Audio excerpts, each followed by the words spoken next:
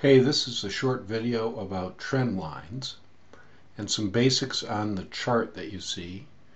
This is a chart that talks about the euro and the US dollar, and if you were to see price increase as it moves up this line, that means the euro is becoming more expensive compared to the dollar.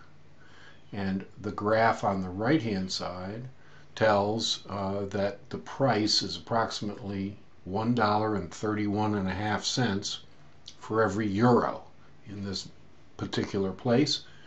And of course it goes up and down depending upon where the candles are, where the price bars are on the chart.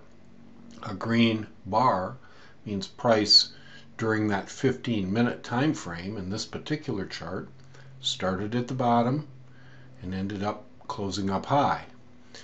During this particular white candle here, price started here, went all the way down, and then ended up closing during the 15-minute session at this price right here. So generally, if the lines are moving in this way, the moving averages, that means that price is increasing for euros.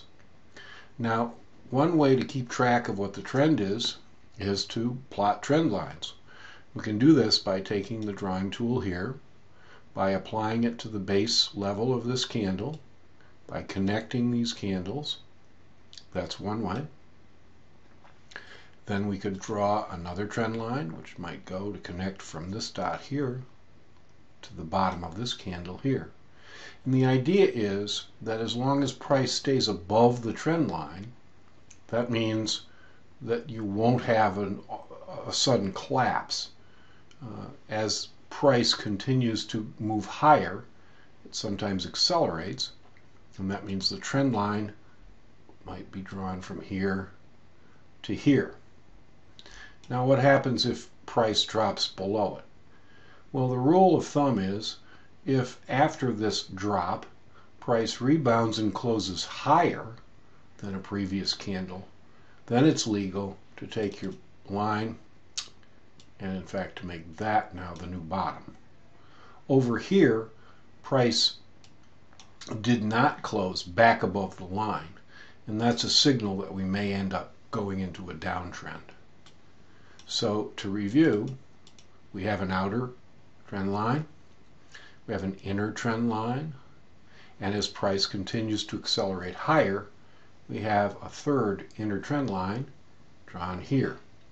And it's at this point when price drops below it that we would like to be at risk, where we'd like to concern ourselves or be cautious because price is likely to drop.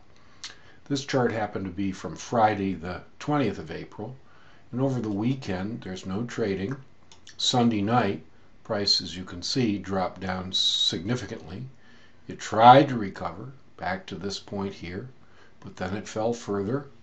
It clustered along this inner trend line, and then it fell further. And as soon as that trend line was broken, you could see there was a rush to the exits, and price continued to fall.